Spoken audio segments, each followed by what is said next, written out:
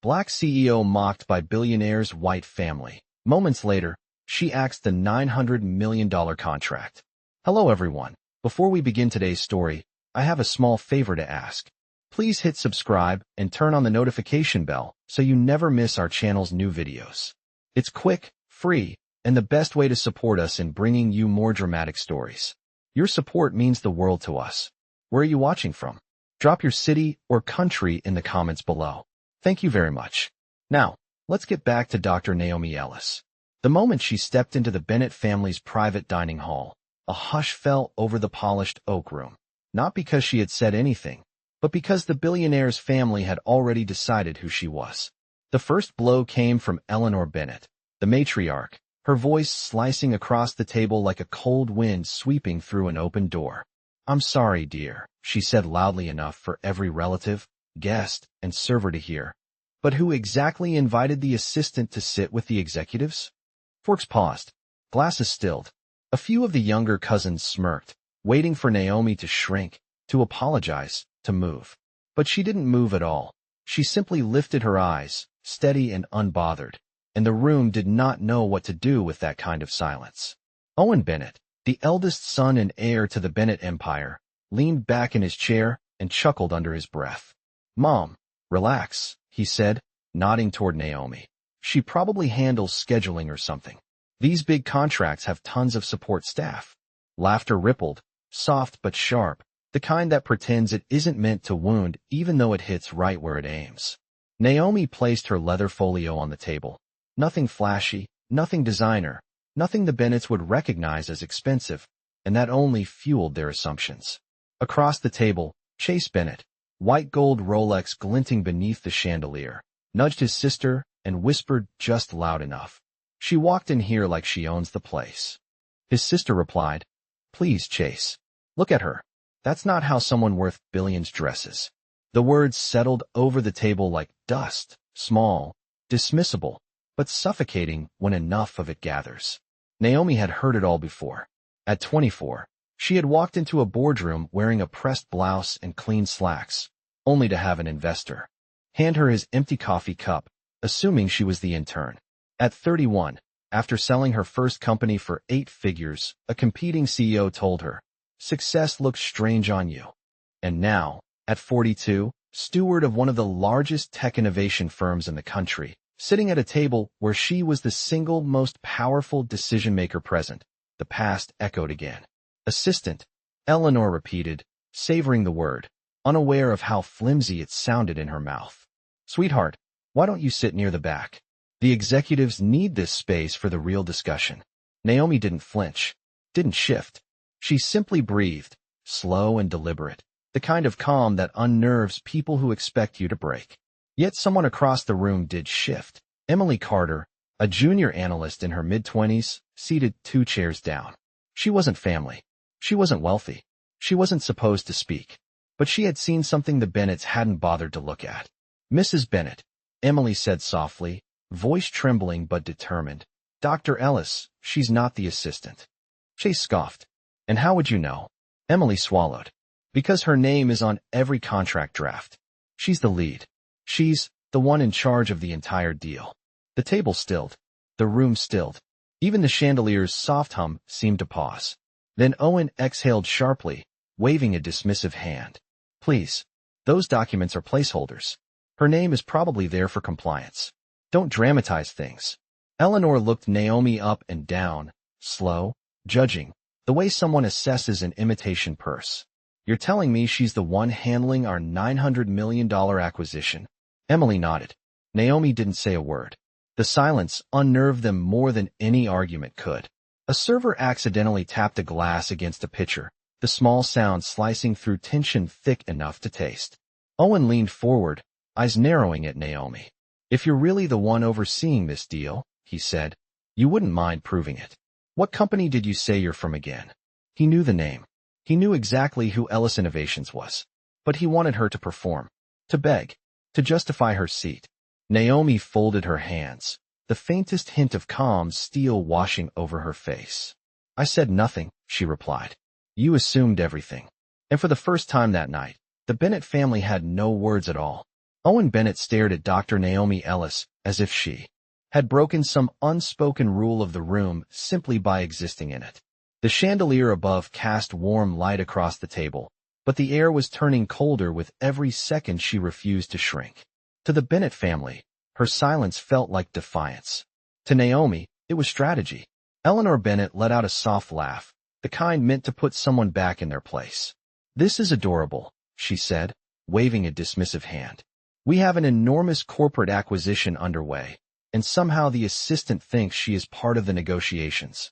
Her tone wrapped the word assistant in velvet and poison. Chase Bennett leaned over the table, his voice smug. "If you were really in charge, you would not be sitting there without announcing yourself.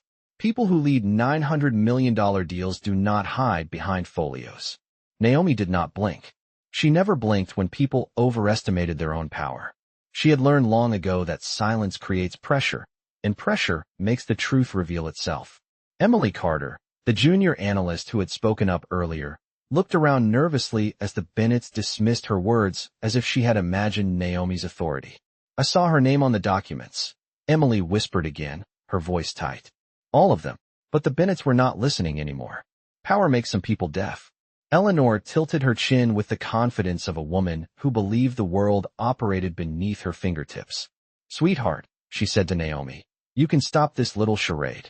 Our legal team has already vetted every executive who is supposed to be here tonight. If you were truly involved, we would have been informed."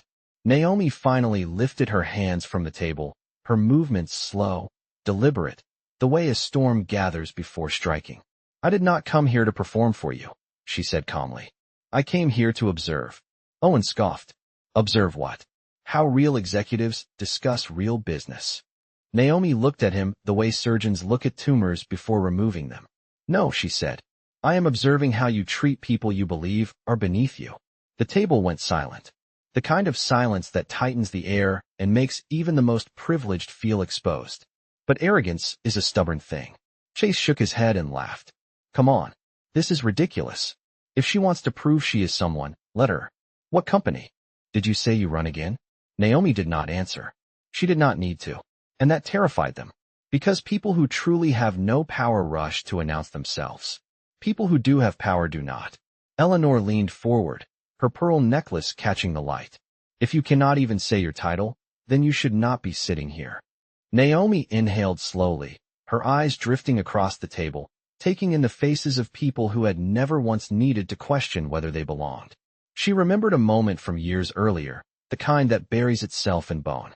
She had been 22, sitting in a lobby waiting for a job interview. A man walking by handed her his empty coffee cup and said, "The trash is over there." He had not looked at her face. He had only looked at her skin. At that moment, she decided she would build a life where no one could ever mistake her for anything she was not. Her voice broke through the dining hall like a quiet blade. "Your assumptions are noted." Owen rolled his eyes dramatically. "This is pointless. Can we get someone from our team to escort her out of the executive section?" Before anyone could move, Emily sat up straighter, gripping the edge of the table. "Please stop," she said, her voice shaking but loud enough to cut through the layered condescension. "You are making a mistake. She is not who you think she is." Eleanor looked at Emily with disdain. "And you are far too emotional for business. Sit down." Emily did not. "I will not," she said. "Not when you are speaking to the person who is literally responsible for approving the contract you are trying to secure." A few of the cousins exchanged confused looks. Chase frowned. "Emily, what exactly are you talking about?" Emily swallowed, her courage trembling but intact. "She is Dr. Naomi Ellis, the founder and chief executive officer of Ellis Innovations, the company you are begging to partner with." A glass clinked against a plate in the distance. Someone exhaled sharply. A fork dropped. Naomi did not move. She let the truth sit in their laps like a weight too heavy to ignore. And in the stunned quiet that followed, one thing became unmistakably clear.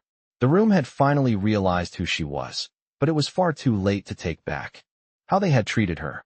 The gasp that moved through the Bennett dining hall felt less like surprise and more like a collective loss of balance, as if the room itself had tilted the moment Emily spoke the truth. Owen Bennett blinked twice, trying to process words he wished he had not heard. "That is impossible," he muttered. but his voice lacked the certainty he usually wielded like a weapon. Chase leaned forward, suspicion tightening around his expression.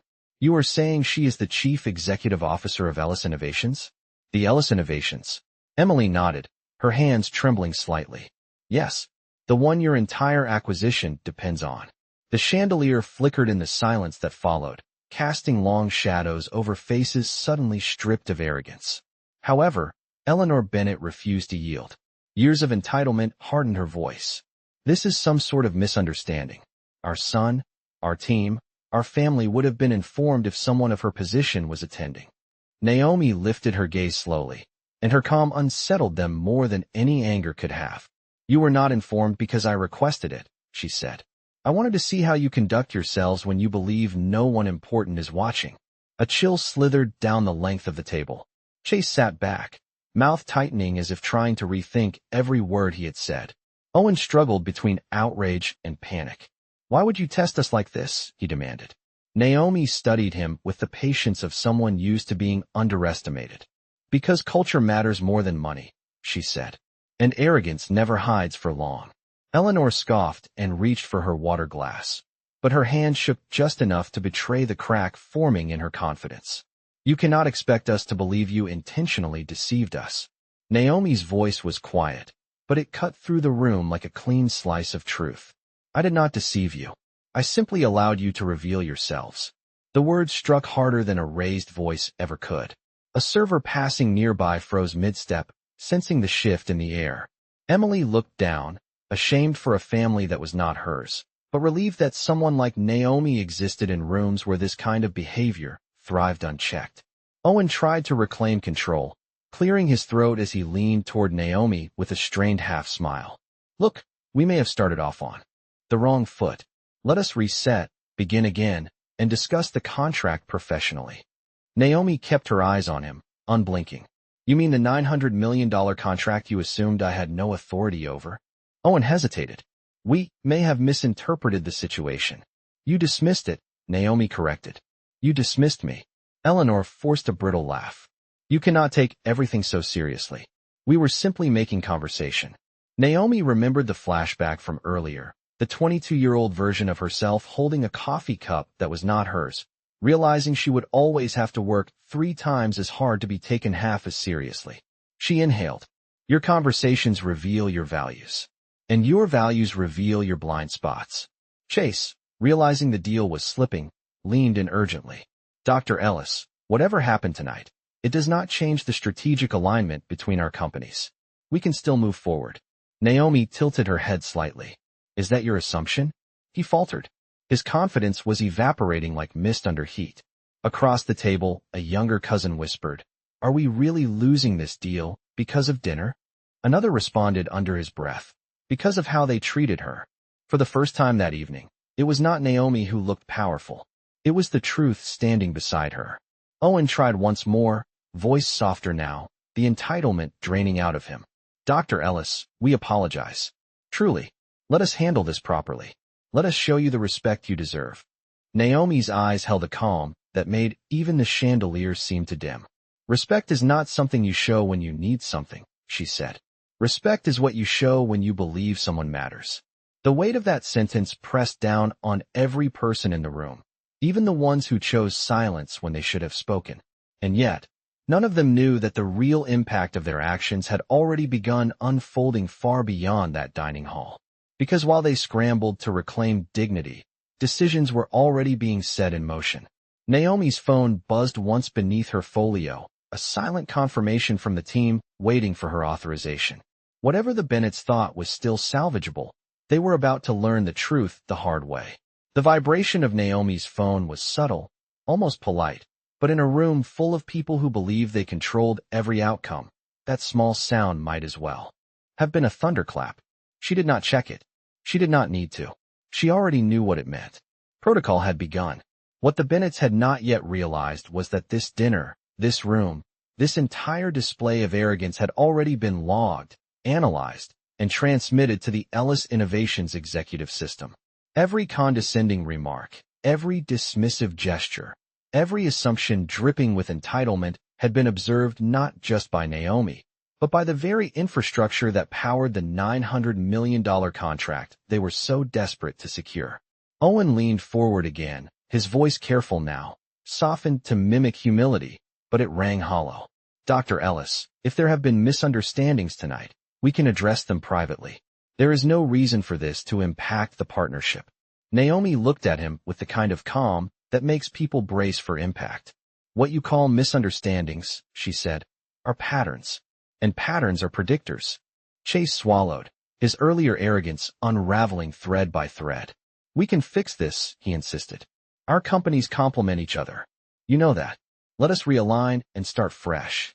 Naomi's expression did not change. You had a fresh start when I walked in. You chose how to use it. Eleanor pressed her napkin between her fingers, her knuckles whitening. You cannot punish an entire family for a single awkward interaction, she snapped, her voice cracking under pressure. Awkward, Naomi repeated, as if tasting the word. Is that what you believe this was? Eleanor lifted her chin. We did not intend harm. Naomi leaned in just slightly, her tone still soft, but the words hit like truth carved in stone. Intent is irrelevant when impact is undeniable. A server carrying a tray halted just before stepping into the tension clouding the space. Even from the edges of the room, the shift in power was unmistakable. It no longer pulsed from the Bennetts. It radiated from Naomi, steady and undeniable. Emily, still seated near Naomi, whispered, Do you want me to call your team? Naomi shook her head once. They already know. Across the table, Chase exhaled sharply. This is getting blown out of proportion, he said, but even he sounded unconvinced by his own defense. Naomi finally lifted her folio, placing it squarely in front of her. The room held its breath. You asked who I am, she said. You asked why I did. Not announce my title. You asked why I sat here quietly. Owen nodded cautiously, as if afraid of where her words were heading. Naomi continued, her voice level and impossibly controlled. Because power measured by performance does not need introduction, and power measured by character does not need permission. The chandelier flickered again above them, as if reacting to the shift in atmosphere. Then, Naomi tapped her phone once, the screen lighting up with a quiet confirmation code only she could see. Eleanor noticed the gesture and stiffened. What was that? She asked, suspicion rising. Naomi slid the phone face down on the table. That, she said, was a decision. Owen's heartbeat was audible in his throat. What decision? Naomi did not answer immediately. She let the question hang in the air, suspended like a blade waiting to fall. The decision to evaluate partnerships based on values, she said. Not wealth. Not lineage. Values. Chase's voice cracked. But we can demonstrate our values. We can make adjustments. Naomi shook her head, the slightest shift of disappointment crossing her face. Values are not something you adjust when it becomes profitable. Values are what you reveal when you believe no one is watching. Silence coated the room like heavy velvet. Emily looked down, tears threatening at the edges of her composure, not from sadness, but from the overwhelming relief that someone like Naomi existed to speak the truth out loud. Owen reached for the last threads of hope. Dr. Ellis, he said, his voice almost pleading, please tell us this contract is still in play. Naomi's gaze was steady, unyielding. Whether it is still in play, she said, depends entirely on what your family chooses to do in the next few moments. The room did not breathe, because they all understood the truth. The future of their empire, their reputation, and their $900 million dream was no longer in their hands. It was in hers. Naomi's words settled over the dining hall like a slow, descending curtain, heavy enough that every person at the table felt the weight of what came next pressing against their skin. Eleanor Bennett was the first to break, her voice thin with desperation. You cannot expect us to fix something we did not know was wrong, she insisted, but even she heard how hollow that sounded. Naomi did not look at her. She kept her gaze steady on Owen, the one who had pretended to lead while hiding behind inherited power. Awareness is not the issue, Naomi said. Accountability is. Owen swallowed hard, his composure slipping. Then tell us, he said. Tell us what you need from us right now. Naomi leaned back slightly, not in retreat, but in the quiet certainty of someone who no longer needed anything from this room. What I need, she said, is evidence that you understand the impact of your choices. Chase shook his head, frustration building. This is just business, he argued. You are making it personal. Naomi's eyes sharpened. You made it personal the moment you dismissed my existence before you understood my role. Chase exhaled sharply, but his words failed him. For the first time in his life, money could not rescue him from the consequences of his behavior. A few seats away, Emily watched the exchange with a mixture of fear and awe.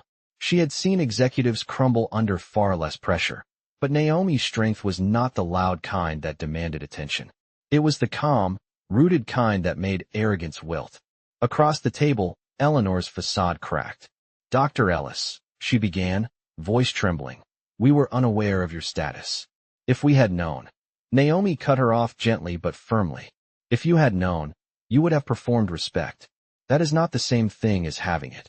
The words hit like a truth they had spent their entire lives avoiding. The silence that followed was not empty. It was filled with the realization that their empire had never prepared them for a moment where their name could not shield them. Suddenly, one of the younger cousins spoke up, his tone uneasy. What happens now? Naomi let the question linger before answering. What happens now depends on the integrity of those who caused harm, she said. Every Bennett at the table stiffened, because they understood she was no longer speaking theoretically. She was speaking about them. Owen pressed his palms together, trying to steady himself. Please, Dr. Ellis, he said, give us a chance to correct this. What do you need from us? A statement? An apology? A gesture? Naomi's expression did not soften. Apologies without change are meaningless. Gestures without sincerity are manipulation. Eleanor tried again, her voice cracking under its own weight. Then guide us. Tell us how to fix what happened. Naomi lowered her gaze for a moment, the memory of her younger self flickering into view. The girl who sat in that lobby at 22, holding a coffee cup that was not hers. The girl who swallowed the sting of humiliation because she needed the opportunity more than she needed dignity. The girl who promised herself she would someday hold the kind of authority that made doors open without question. That girl had endured moments the Bennetts would never understand. And now that woman was sitting in front of them with the power to decide their corporate fate. When Naomi lifted her eyes again, the room felt colder. What happened tonight, she said slowly, cannot be undone. But it can be acknowledged. Owen nodded quickly. Then we acknowledge it. We acknowledge everything. Naomi's voice remained calm. Words are not acknowledgement. Accountability is acknowledgement. Chase leaned forward, finally sensing the severity of the precipice they stood on. Then tell us what accountability looks like. Naomi paused. Then she reached for her phone, sliding it from beneath her folio. The Bennetts watched every movement as if bracing for an impact they could not stop. Naomi tapped a single icon on the screen. A soft chime echoed. Confirmation. The room tensed. What did you just do? Eleanor demanded, fear replacing her earlier arrogance. Naomi placed the phone face up on the table. I have notified my team, she said. The contract review has begun. Owen swallowed hard. Review, he repeated, as if the word itself could soften the blow. Naomi nodded once. Yes, review. Because partnerships reveal themselves long before signatures are placed on paper. The chandelier shimmered overhead, casting fractured light across faces now drained of color. And although no one dared to speak, every person in that room understood one thing with absolute clarity. Naomi had not ended the contract. Not yet. But she had begun the process that would decide whether the Bennett legacy would rise or collapse under the weight of its own behavior. And they knew exactly which way the scale was leaning. The Bennett dining hall fell into a suffocating stillness as Naomi's words hung in the air, each one a quiet verdict that none of them dared to challenge. Owen tried to maintain control of his expression, but panic pulsed behind his eyes. Chase's jaw clenched so tightly it trembled. Eleanor's fingers curled around the edge of her napkin until the fabric wrinkled beneath the strain. No one in that room had anticipated that the woman they tried to belittle would be the one holding the fate of their empire in her hands. Naomi remained steady, her phone resting face up on the table like an undeniable reminder that their choices had already triggered consequences beyond this room. Emily glanced at the screen, noticing the small green indicator flashing near the top. She recognized it. Protocol review mode. She swallowed hard, understanding exactly what that meant.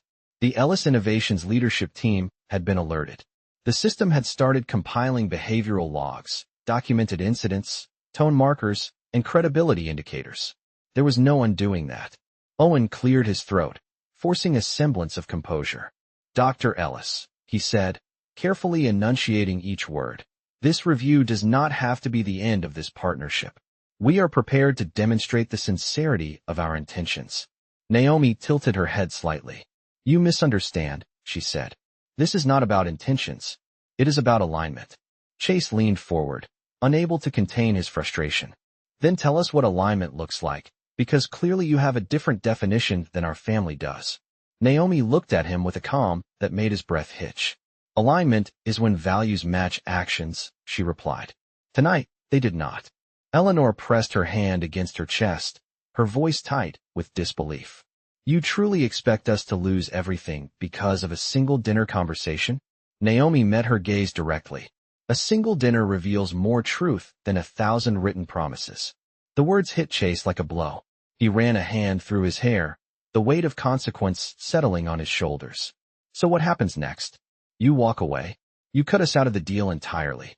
Naomi tapped her fingers lightly on the table, the rhythm controlled and even. "What happens next," she said, "is determined by transparency. I do not make decisions rooted in emotion. I make decisions rooted in evidence. And evidence has already begun compiling." Owen's composure cracked. "Evidence of what?" Naomi answered without raising her voice. "Evidence of bias. Evidence of disrespect.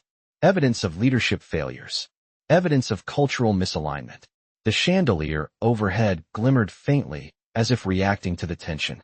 A server carrying a tray of water stepped into the room, but slowed instantly, sensing the atmosphere shifting. Like a storm poised to break, Eleanor leaned forward, her voice sharp with panic. "We will issue a formal apology. We will make a statement. We will do whatever is necessary." Naomi breathed slowly, evenly. Apologies repair moments. Statements repair optics. But neither repair character. Emily watched Naomi with awe, understanding that she was witnessing something far more profound than a corporate disagreement. This was a woman holding a mirror to a powerful family and making them confront what they had always avoided. Chase pushed back his chair slightly, the legs scraping against the marble floor. "Dr. Ellis, you are going too far," he said. "This is business. It should be treated professionally."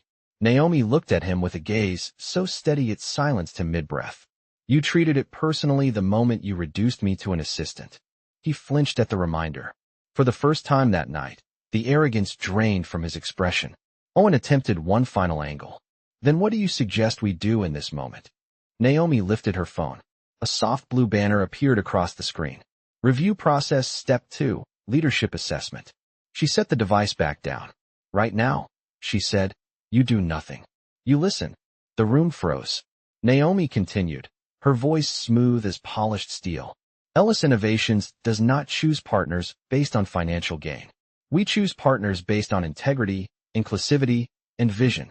What happened in this room exposed fractures that no contract can conceal. Owen exhaled shakily. "So this contract is ending." Naomi held his gaze without blinking. "Not yet, but it is unraveling." The air tightened around the table. Eleanor gripped her napkin as if it were the only thing keeping her anchored. "Dr. Ellis," she whispered, "please, tell us what you need from us." Naomi's response was quiet, measured, and devastating. "I need nothing from you. The question is whether you are capable of offering what your legacy has never required of you." No one moved. No one breathed. Because what she had said was not a threat. It was the truth, and it was already too late to unhear it.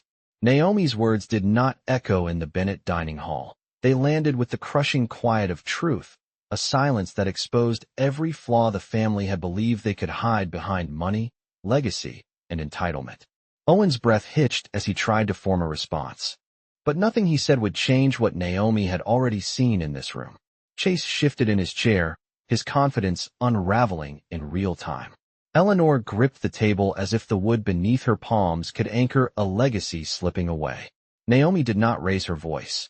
She did not need to. Her calm now held the entire room hostage. "Dr. Ellis," Owen finally said, his voice cracking at the edges, "please tell us what we can do to move forward. We are willing to take responsibility." Naomi studied him, her expression unreadable, her stillness more revealing than any outburst could ever be. Responsibility is not a favor you offer when consequences appear, she said. It is a practice you uphold even when no one is watching. Emily watched Naomi with deep admiration, her heart pounding. She knew this moment mattered. She knew every word would reshape the future of a powerful family and a powerful company. Eleanor leaned forward, desperation overtaking pride. "We will do whatever you ask," she insisted. "We will correct this." Naomi's voice remained even. Correction is not the same as transformation. Chase rubbed his hands together, anxiety tightening his every gesture. "Then tell us how to transform," he said. "We cannot read your mind." Naomi tapped the table lightly, a soft rhythmic sound that felt like a countdown.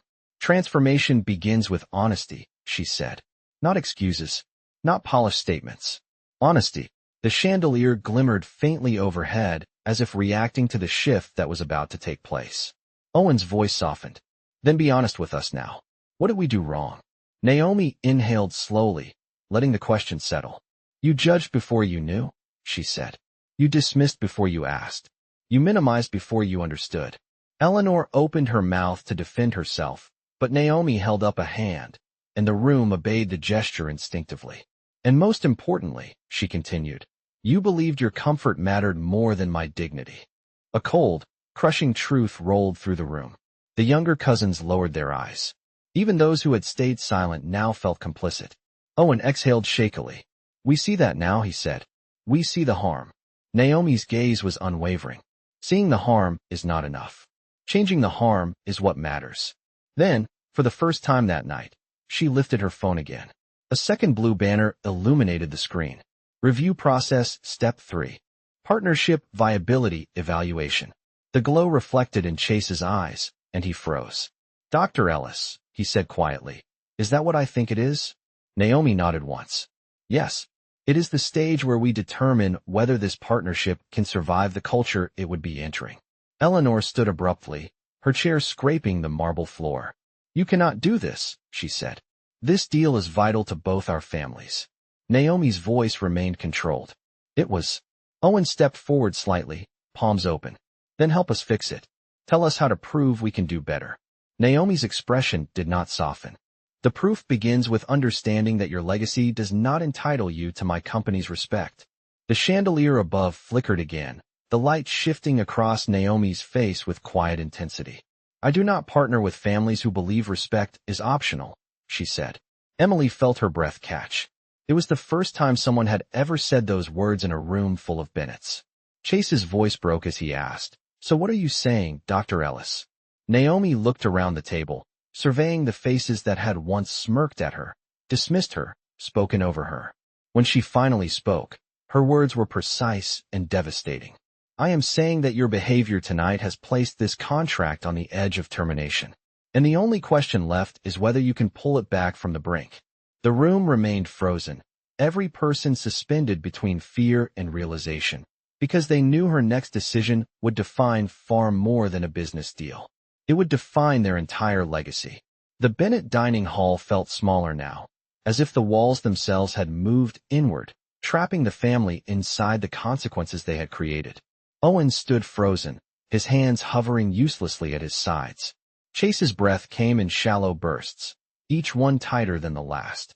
Eleanor clutched the back of her chair as though the polished wood could hold together a legacy that was cracking right beneath her fingers.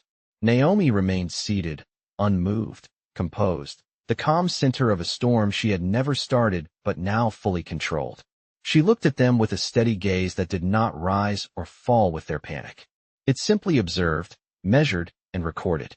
"This contract," Naomi said slowly, "was built on the belief that our companies could elevate each other.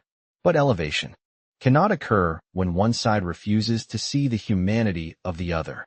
Her words were not an accusation. They were a verdict. Owen took a careful step forward, his voice almost pleading. "Dr. Ellis, please. We understand that we made mistakes tonight, but ending this partnership will hurt both sides." Naomi did not flinch. "Consequences are not designed for comfort," she replied. "They are designed for clarity." Chase ran a hand across his jaw, pacing in a small, frantic circle near his chair. "We are trying to show you that we want to correct this. We are saying everything you asked for. Naomi turned her head toward him. Words spoken in fear do not carry the weight of integrity, she said. The chandelier overhead flickered again, scattering broken light across the table, as if even the electricity felt the tension heating the room. Eleanor straightened with forced dignity. We can apologize publicly, she said. We can acknowledge this incident formally. Our influence could help shape public understanding around inclusion and respect. You cannot deny the value of that. Naomi's gaze sharpened. Influence used only when you are cornered is not influence. It is leverage. And leverage does not interest me. Eleanor's breath hitched, and she sank back into her seat, her confidence deflating like air from a punctured balloon. Emily watched quietly, her pulse thundering in her ears. She knew what Naomi was doing. This was not retribution. This was assessment. Real assessment. Leadership assessment. Partnership assessment. Character assessment. And the Bennetts were failing every section. Naomi reached forward and tapped her phone once more. A soft green indicator pulsed at the top of the screen. Review process, step 4. Executive conduct analysis. Chase saw the glowing banner and froze. Dr. Ellis, he said, dread thickening his voice. What does that step mean? Naomi answered without hesitation. It means that my board will evaluate your leadership's readiness to participate in a partnership of this magnitude. We analyze how executives act under pressure, how they treat individuals they believe hold less power, how they respond when challenged, and most importantly, how their behavior aligns with our values. A heavy silence fell. The Bennetts looked like statues carved from fear. Owen forced himself to speak. Dr. Ellis, please. We can prove ourselves. Give us a chance to demonstrate who we truly are. Naomi tilted her head slightly, considering him for a moment. You already have, she said. Tonight. Eleanor gripped the table tighter. Are you telling us that this one night will define our entire future with your company? Naomi's voice was quiet but final. One night does not define you.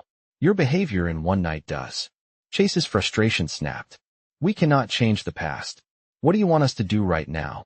Naomi's eyes softened, not with kindness, but with a clarity that sliced through his panic. What I want, she said, is honesty, accountability, and recognition of the damage done. But those things cannot be demanded. They must be offered freely. Owen exhaled shakily. Then we offer them. All of them. Right here. Naomi leaned back slightly, studying him. Her silence stretched long enough to make every breath in the room feel like a risk. Then her phone chimed softly. Not once. Twice. The sound was delicate, almost gentle, but the meaning was not. Emily saw the notification appear and covered her mouth. She knew that sound. It came from the highest level of Ellis Innovations protocol. Naomi looked down at the screen, then lifted her gaze back to the Bennett family. Her voice did not rise. It did not sharpen. It did not echo. It simply delivered truth. My board has issued their recommendation, she said. The room inhaled as one. Naomi continued, her tone steady and absolute. Based on tonight's conduct, they believe this partnership is no longer viable. The world seemed to stop. And for the first time in their lives, the Bennetts felt what it meant to be powerless. For a moment, no one in the Bennett dining hall moved. The chandelier above flickered once, as if even the lights were trying to brace for what had just been spoken. Owen's lips parted, but no sound came out. Chase's shoulders dropped, as if the weight of the entire decision had fallen onto him alone. Eleanor looked as though her world had cracked open, not from financial loss, but from the realization that influence had failed her for the first time in her life. Naomi remained calm, her posture unchanged, her presence steady. She did not revel in their shock.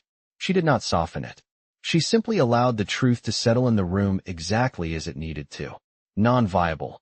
Owen finally whispered, the words brittle. Dr. Ellis, please. There must be something we can do. Naomi folded her hands in front of her, her voice quiet but resolute. There were many things you could have done. Hours ago. Chase stepped forward, desperation piercing through his tone. We can rebuild this. We can prove ourselves. Just give us time. Naomi looked at him with steady clarity. Time does not fix a broken foundation. It only exposes the cracks more clearly. Emily watched, her chest tightening with both admiration and sorrow. She knew this moment would be studied in business schools one day, though not for the reasons the Bennetts had hoped. Eleanor tried one last attempt. clinging to the frayed edges of control. You cannot destroy a $900 million deal because of a misunderstanding, she insisted. Naomi held her gaze without blinking. This was not a misunderstanding. This was a revelation. Silence swept through the room again, heavier now, as if gravity itself had thickened. Naomi lifted her phone one more time. A single red banner glowed across the screen. Contract status, terminated by Chief Executive Officer Authority. The air seemed to collapse inward. Chase stumbled back into his chair. Owen pressed a trembling hand to his forehead. Eleanor whispered something no one could hear. Naomi set the phone down gently, the decision already final. Effective immediately, she said. Ellis Innovations will withdraw from all partnership discussions with Bennett Holdings. Owen's voice broke. This will ruin us. Naomi's expression remained steady. No, she said. This will reveal you. The younger cousins stared at her, wide-eyed, as if seeing power for the first time in its purest form. Emily exhaled shakily, unable to look away. Naomi rose from her chair. She did not rush. She moved with the composed certainty of someone who had carried far heavier burdens than this moment. The Bennetts parted instinctively, creating space she did not ask for, but had already earned. As she walked toward the exit, Eleanor called out, her voice cracking. Do you expect us to survive this? Naomi stopped at the doorway. She turned back, her expression calm, her tone unwavering. Survival comes from humility, she said. And humility begins the moment you stop believing you are above consequences. Owen swallowed hard, his voice barely audible. And what about you? What do you walk away with? Naomi held his gaze, the quiet strength in her eyes more powerful than any raised voice. I walk away with my dignity, she said. Something you tried to take before you knew who I was. A quiet hush spread across the hall. Naomi continued, her voice like a measured chord. Respect is not earned through fear, wealth, or influence. Respect is earned through character. Tonight, you showed me yours. And I responded with mine. She turned and stepped into the corridor, leaving the Bennett dining hall in stunned silence. As the doors closed behind her, the family finally understood the true cost of their actions. Not just the loss of $900 million. Not just the collapse of a major partnership, but the realization that in a single night, they had been measured, weighed, and found lacking. Meanwhile, Naomi walked down the marble hallway with the same quiet strength she had carried her entire life. She did not raise her voice. She did not retaliate with cruelty. She did not seek applause. She simply upheld the standard she expected from the world. And in doing so, she delivered the final truth of the night. Power is not proven by who you silence. Power is proven by who you refuse to become.